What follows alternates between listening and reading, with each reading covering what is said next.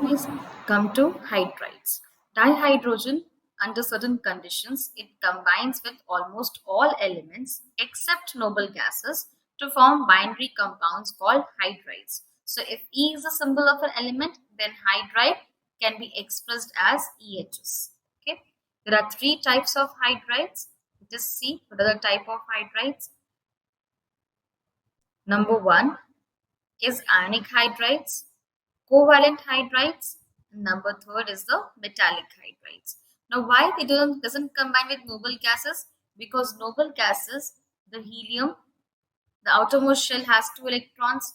Neon also, it has full electrons, Ns2 and p6. Okay, the outermost shell electronic configuration is filled in the noble gases. Okay, that's why they are also known as rare gases or zero group, because their valency is zero. They doesn't combine with any other element. So hydrogen also doesn't combine with noble gases, but combines with almost all other elements, where E is the symbol of an element, and then the hydrogen can be expressed as EHS. We can express the hydrogen in the formula of EHX. So MgX2, or it can be in the form of EMH. It can be a dimer also. We know this is borane BH3, but borane can be in the dimer state also. Two borane molecules can combine to form a dimer. This is the borane structure.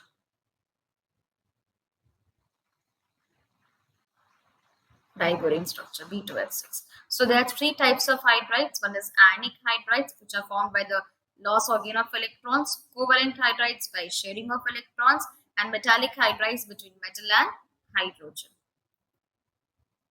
Next, what is ionic hydrides? These are stoichiometric compounds of dihydrogen formed with most of the S block elements, which are highly electropositive in character.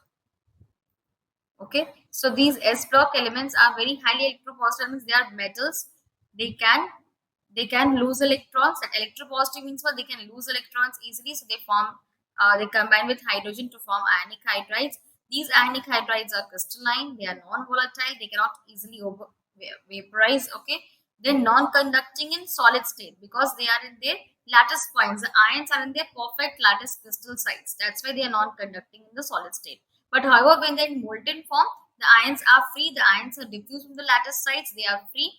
As well as in the aqueous state also, the ions becomes free. So there the conductivity power increases. Okay, there they are conductor. They are good conductor. Okay, in molten state and aqueous state.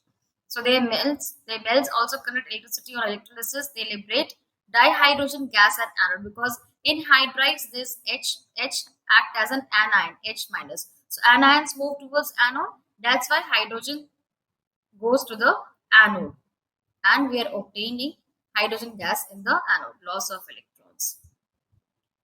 Saline hydrides violently react with water, producing dihydrogen gas like NaH.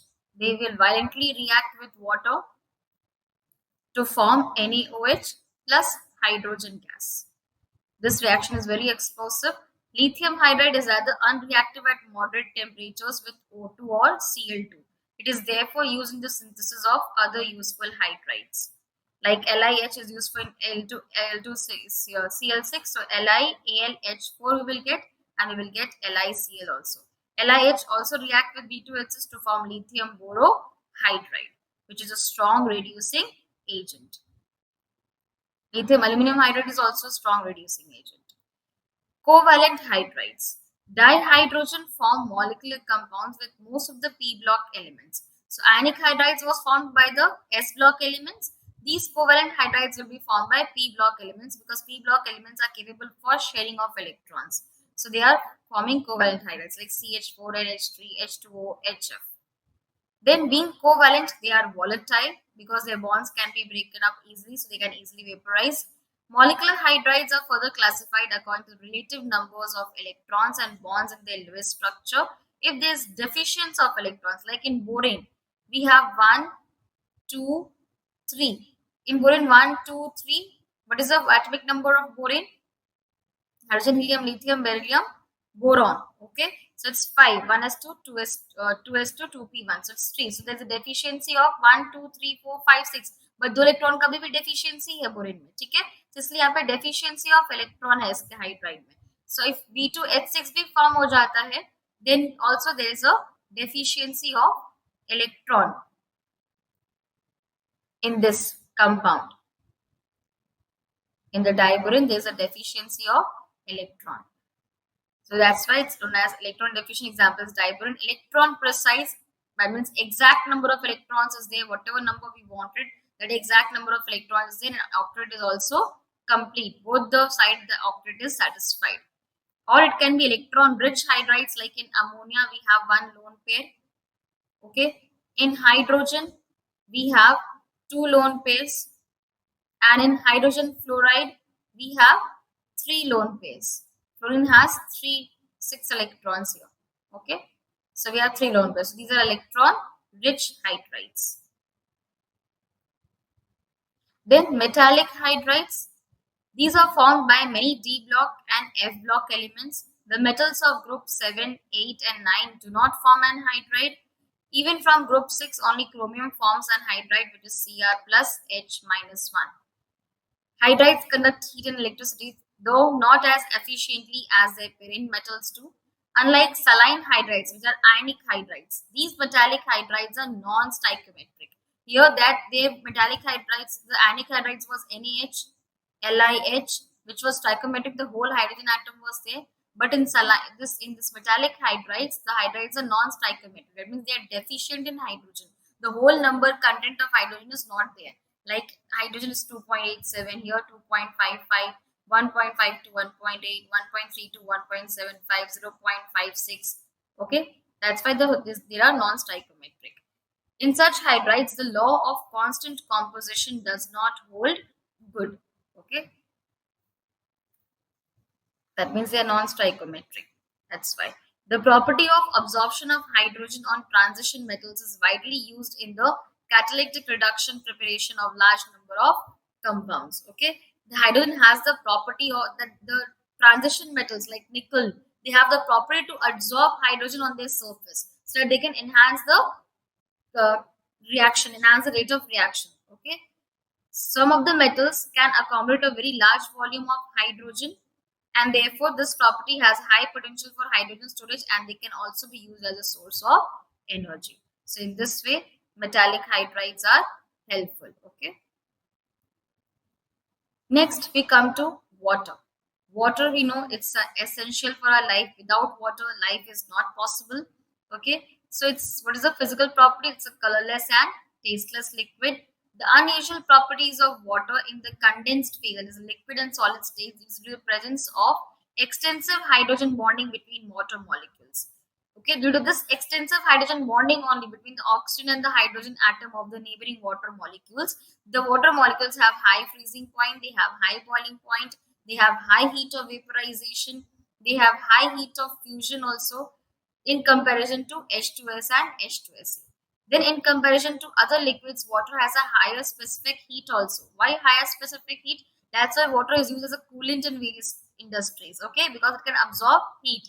It can take in heat from various parts. So it is acting as a coolant. It is used as a coolant in various industries. Then thermal conductivity is also more. Surface tension. What is the surface tension? The tendency for the water molecules to get attracted. The particles have the tendency to be in the minimized surface area. Okay, surface area minimized or their surface tension. Okay, this you will study in detail in physics. Then it has a high dipole moment also. What is high dipole moment? Suppose this is lone pair of electrons, two lone pair of electrons. Oxygen being more electronegative, it will try to attract the shared pair of electrons to itself. So this atom will acquire partial negative charge. This atom will acquire a partial positive charge. The direction of dipole moment is always from negative to the positive centered atom. Okay, the bond becomes polarized, and this is the dipole moment. The charge which is developed in the atom and the distance between the two atoms is the dipole moment. Okay, and the direction of dipole moment is always from negative to positive charge. Then high dielectric constant is due to this property only that the water can dissolve many ionic compounds. It can break the bonds and dissolve the ionic compounds into ions. They can dissociate the ionic compound into ions. Water has a high heat of vaporization, heat capacity, and this because of this reason only The water is responsible for moderation of climate and for maintaining our body temperature also. It can take a large amount of heat from our body. If there is heat developed in the body, water can take in heat and the water is passed out as urine as an excretory waste from a body. So in this way, water is acting as a body temperature control also. It is used as an excellent solvent. It is a universal solvent because it can dissolve any number of things, any mineral, any metal, any fertilizers, any chemical compound. It can dissolve everything. That's why it is known as universal solvent, and it is used as an excellent solvent for transportation of ions and molecules required for plant and animal metabolism. Due to hydrogen bonding with polar molecules, even covalent compounds like alcohol and carbohydrates dissolve in water, because this alcohol can combine with the neighboring water molecules. Okay, in this way. So this one is the RHOR, alcohol. Okay, this way the hydrogen bonding between alcohol and the water molecule. So they can dissolve even alcohols, and they can dissolve in carbohydrates due to this formation of hydrogen bond. What is hydrogen bond? Bond formed between an electronegative atom and the hydrogen. Now we'll come to the chemical properties of water. Now water has its amphoteric nature. What does it amphoteric nature means? It has the ability to act as an acid as well as a base. It behaves as an amphoteric substance. In the Bronsted sense, it acts as an acid with NH3 and a base with H2S. How does it act as an acid? See, in NH3, lone pair of electrons is there, so it is acting as a Lewis base. So this H2O, one H plus will come because base will attract the H plus. Acid is the proton donor, so it will donate the proton to this base. So that's why H2 is acting as an acid and this is acting as a base. So we're getting NH4 plus and this is an OH minus ion. So this is becoming a conjugate acid and this is becoming a conjugate base. Then H2O plus H2S gives H3O plus plus HS minus. So with this H2S, it is acting as a base. Why? Because it is accepting a proton from H2S. Proton is going and reacting there. So here it is acting as a base. And H2S is proton donor. So here it's acting as an acid. And now here, this is the conjugate acid of water. And this is the conjugate base because it can accept proton. Then autoprotolysis, self-annihilation of water takes place as follows. Means H2O, this will break in the form of H plus plus OH minus ions, and this H plus will combine with this base. Okay, because this is acting as acid, it is a proton donor. This proton will combine with this water to form H3O plus. So now this is becoming acid too, that means a conjugate acid, and this OH minus ions is left here. So this is the self-ionization of water. Okay, water is ionizing its molecule only. Next, redox reactions involving water. Water can be easily reduced to dihydrogen by highly electropositive metals. Like if we treat sodium with water, okay, we'll get sodium hydroxide plus hydrogen gas will be evolved. Water is also oxidized to O2 during photosynthesis, because when water combined with carbon dioxide, 6CO2 plus 12H2O will get glucose, C6H12O6, 6H2O plus 6O2. So water is easily oxidized to O2 during photosynthesis. With fluorine also it is oxidized to O2. 2F2 plus 2H2O will get 4H plus 4F minus plus O2 gas will be evolved. Then hydrolysis reaction, due to high dielectric constant, has a very strong hydrating tendency. It dissolves many ionic compounds. Okay, this one P4O10 also can dissolve in water to form phosphoric acid. Remember, whenever non-metallic oxides they combine with water, they form acids only. So this is the hydrolysis reaction with water. Even this non-metallic chloride reacts with water, it will form SiO2 plus HCl. From here you take it out HCl. Okay, we'll get SiO2. Then hydrates formation from aqueous solution. Many salts can be crystallized as hydrated salts. Such an association of water is of different types. Like Coordinated water, you can see the water is in coordination with this chromium atom. 6 water molecules are in coordination with the chromium atom. OH2, 1 at the top, that's why this is a octahedral shape, plus 3 and 3Cl minus. So that's why from aqueous solution many salts we can crystallize them as hydrated salts, because this is now they are getting hydrated. So this is in the which form? In the coordination compound form. That's why it's known as coordinated water. Next one is interstitial water, just as a combined form, BaCl, TH2H2O. Hydrogen bonded water like H2O plus 4 plus 2 SO4 2 minus dot H2O in CuSO4 dot 5 H2O. Okay, if you say CuSO4 dot 5 H2O, in this what we are having? We are getting 4 H2O in here, and there is also an H2O with another anion. So there is a hydrogen bonded water with the anion. There is also hydrogen bonded with the central metal atom with the coordination. So in both the cases we are getting water. So this is known as hydrogen bonded water. One hydrogen will be bonded with the anion, one and another hydrogen of the water will be coordinated to the central metal atom. So in this case we'll get hydrogen bonded water. This is interstitial water, and this is the coordinate. That means all the water molecules will be coordinated with the central metal atom here. Okay. Next, heavy water. What is heavy water? Heavy water is made up of deuterium. Okay, in simple water we have H2O, but when hydrogen is replaced by deuterium D, then we get heavy water, which is known as D2O. So what is the use of D2O? It is extensively used as a moderator in nuclear reactors and in exchange reactions for the study of reaction mechanisms, how those nuclear reactions taking place. Okay, it is used in that. It is also used in exhaustive electrolysis of water or as a byproduct in some fertilizer industries. Okay. Next, it is used as a it is used for the preparation of other deuterium compounds. Like here we are having calcium carbide, and here this is a deuterium oxide. So this carbon will combine with the deuterium to form the carbon deuterium. Okay, and then CaOD2. Some of the deuterium will also combine with calcium to form calcium deuterium oxide. Okay, here this is the carbon deuterium compound. Sulfur trioxide will combine with D2O. You remember when SO3 combined with water, what did it form? It formed H2SO4.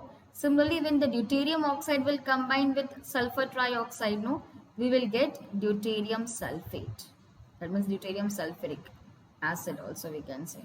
Okay, here also if you see calcium carbide, if we react calcium carbide with 2H2O, what did we use? What did we got? Calcium hydride plus calcium CaOH whole twice. Okay, sorry, this is carbon. Okay, C2H2 we got ethyne, and then calcium hydroxide. Okay, here it is calcium carbide, no, calcium carbide plus 2H2O. If it will react, we'll get what? We will get C2H2 ethyne plus CaOH whole twice. So in this, replacing this H, we are replacing this H with the deuterium. Okay, so it is also used for the preparation of other deuterium compounds also. Okay, so this was about heavy water. Thank you students for watching my lecture. I hope this video will help you in understanding the concepts of hydrogen chapter. Hydrogen chapter is very easy, very little things to understand, and more of the information based chapter. Okay, so you can refer with. I hope this lecture has been useful for you to understand each and every concept of this chapter, and it has been like very much convenient for you to learn the important points of this chapter. Hope you like this lecture. Okay, thank you.